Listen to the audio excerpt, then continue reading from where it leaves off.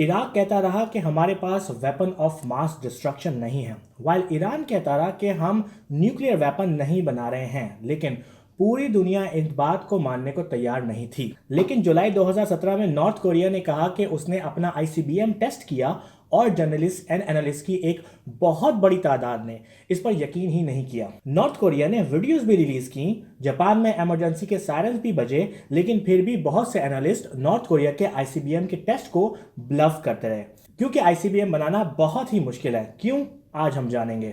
और शायद इस वीडियो से आपको थोड़ा अंदाजा हो कि पाकिस्तान ने अभी तक आईसीबीएम क्यों नहीं बनाए और I should say publicly test announce नहीं किए।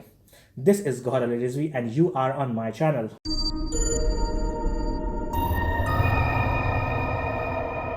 मैंने अपनी पिछली वीडियो में बताया कि मिसाइल एक ऐसा सिस्टम होते हैं जो अपने आप को खुद ही धकेलते हैं। एंड आईसीबीएम सबसे ज्यादा दूर तक जाने वाले मिसाइल्स को कहते हैं। इनकी कम अज कम रेंज 5500 किलोमीटर तक की होती है, यानी कि इतनी। और ये तो सिर्फ स्टार्टिंग स्पीड है। कुछ डिजाइन इससे दुगनी दूरी तक निशाना दाग सकते हैं और कुछ मिसाइल्स इससे भी ज्यादा। आईसीबीएम बारूदी मवाद ले जाने की सलाहियत भी रखता है। बारूदी मवाद वो होता है जो कि एक्चुअली फटता है। ये मवाद एक्सप्लोसिव हो सकते हैं, केमिकल वेपन हो सकते हैं और सबसे ज़्यादा खतरनाक न्यूक्लियर वॉरहेड होते हैं, यानी कि वो आईसीबीएम जो कि न्यूक्लियर वॉरहेड को ले जा सकते हैं। अमेरिका और रशिया के पास आईसीबीएम्स तकरीबन 1950 से हैं, लेकिन इनको बनाना बहुत बहुत ही मुश्किल होता है। It's literally rocket science. इसका बुनियादी मामला वजन और फासले का इम्तिजाज है। अगर आप चाहते हैं कि मिसाइल बहुत दूर तक जाए, इसके लिए ज़रूरी है कि इसका वजन कम हो, लेकिन आपको इतनी दूर तक भेजने के लिए इतना सारा फ्यूल चाहिए होगा और वॉरहेड यानी कि बारूदी मवाद भी बड़ा होता है, क्योंकि यूरेनियम एंड प्लूटोनियम बहुत भारी एलिमेंट्स हैं, जिसका मतलब है कि मिसाइल का वेट ज़्यादा होगा, विच मीन्स कि मिसाइल ज़्यादा दूर नहीं जा सकेगा। This is the main problem. और अगर हम इस प्रॉब्लम को सॉल्व करके एक अच्छा बैलेंस बना लें तो we can make an ICBM. इसका एक बहुत अच्छा सोल्यूशन मिसाइल डिजाइनर ने निकाला कि क्यों ना मिसाइल को मल्टीपल स्टेजेस में बनाया जाए, जैसे कि रॉकेट्स काम करते हैं जो कि स्पेस में जाते हैं। ये ऐसे काम करता है कि मिसाइल इग्नाइट करता है, प्रोपेल करता है और फिर एक खास ऊंचाई तक जाने के बाद उसका पिछला हिस्सा अलग हो जाता है। इससे मिसाइल पहले से ज्यादा हल्का हो जाता है एंड सेकंड इंजन उसे और दूर तक ले जाने में मदद देता है। मिसाइल 2 या उससे भी ज्यादा स्टेजेस पर मुश्तमिल हो सकते हैं। इससे बहुत फर्क पड़ता है और रेंज में सिग्निफिकेंट चेंजेस नजर आती हैं, लेकिन स्टिल जो वॉरहेड यानी कि बारूदी मवाद अच्छा खासा भारी होता है, क्योंकि वो यूरेनियम होता है या प्लूटोनियम जो कि दुनिया के सबसे भारी एलिमेंट्स हैं। तो वेपन इंजीनियर्स की कोशिश होती है कि बारूदी मवाद छोटे से छोटा रखा जाए। हम यहाँ बात कर रहे हैं सैकड़ों किलोग्राम्स की, ना कि हजारों किलोग्राम्स की। कम मटेरियल का मतलब होता है कि एक छोटा और हल्का मिसाइल, लेकिन छोटा मींस के तबाही कम।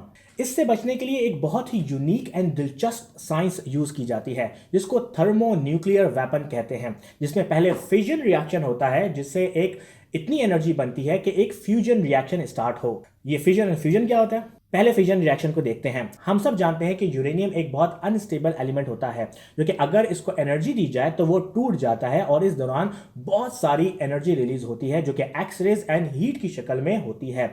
ये एनर्जी बहुत ही ज्यादा होती है, जिससे बहुत ज्यादा तबाही होती है। नाउ फ्यूजन, अगर आपने अपना सिस्टम अच्छे से बनाया है तो फिजन से रिलीज हुई हीट से आप एक सेकेंडरी फ्यूजन रिएक्शन स्टार्ट कर सकते हैं। नाउ जब दो एटम्स को हीट मिलती है तो वो एक दूसरे में जम हो जाते हैं और एक न्यू एलिमेंट बनाते हैं, और इस प्रोसेस के दौरान भी बहुत ज्यादा हीट निकलती है।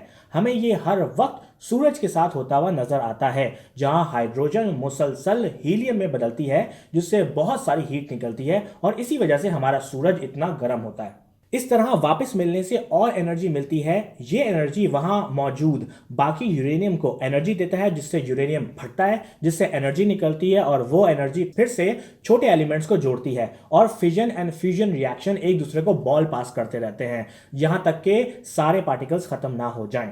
ये फ्यूजन एंड फिजन के कॉम्बिनेशन का वेपन बहुत ही खतरनाक बॉम्ब बनाते हैं, और ये बॉम्ब सिर्फ एनर्जी ही रिलीज नहीं करते बल्कि आयनाइजिंग रेडिएशन भी रिलीज करते हैं, जो कि इंसानी सेहत के लिए अच्छी नहीं होती। कमाल की बात यह है कि ये सारी बातें जो मैंने आपको बताई तकरीबन हर मुल्क को पता है कि कैसे एक थर्मोन्यूक्लियर बॉम्ब या NICBM बनाया जा सकता है, लेकिन इसको प्रॉपर तरीके से बॉम्ब की शक्ल देना एंड रियल फंक्शनल ICBM बनाना बहुत ही बहुत बहुत ही मुश्किल होता है।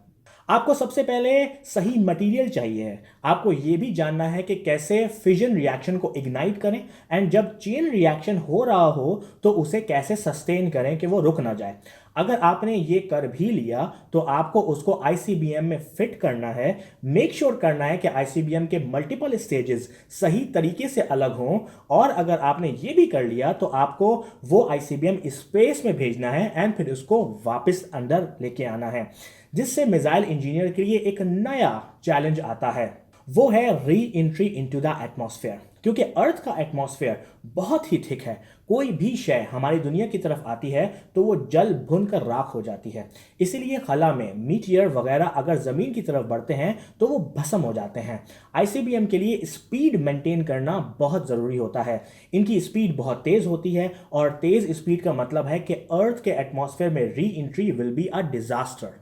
तकरीबन 21,600 किलोमीटर पर आवर की स्पीड से जब ICBM एटमॉस्फेयर में इंटर होता है तो इतनी हीट जनरेट होती है कि जितनी सूरज की सरफेस पर होती है, और सूरज की सरफेस पर तो तकरीबन हर चीज़ ही पिघल जाती है।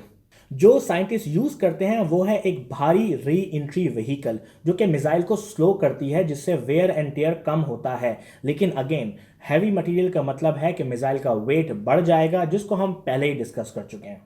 इंजीनियर हीट शील्ड से भी कवर करते हैं मिसाइल को, जो कि री एंट्री के वक्त मोस्टली डैमेज अपने ऊपर ले जाती है और मिसाइल सेफ रहता है। और इससे एक और प्रॉब्लम सामने आती है। इस तरह हीट शील्ड का जलना भी मिसाइल की ट्रेजेक्टरी को मुतासर कर सकता है। आई मीन कि आप पूरी तरह प्रिडिक्ट नहीं कर सकते कि आपका मिसाइल कहां पर गिरेगा कि जब उससे जलते हुए टुकड़े गिर रहे हों। इससे छोटी से छोटी भी चेंज मिसाइल को कहीं से कहीं ले जा सकती है, जैसे कि इस एनिमेशन में दिखाया जा सकता है।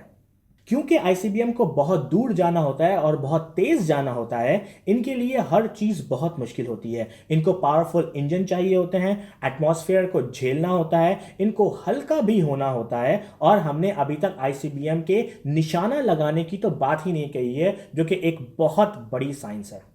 शायद आपको अंदाजा हुआ हो कि इस काम को करना कितना मुश्किल है। बहुत दिमाग, बहुत मेहनत, बहुत पैसा चाहिए होता है एक ऐसी चीज को बनाने के लिए जिसके लिए पूरी दुनिया ये कहती है कि उनको इस्तेमाल नहीं होना चाहिए है। होप कि आपको ये वीडियो पसंद आई हो। लेट मी नो कि आपको ये वीडियो कैसी लगी, and I will see you in the next video.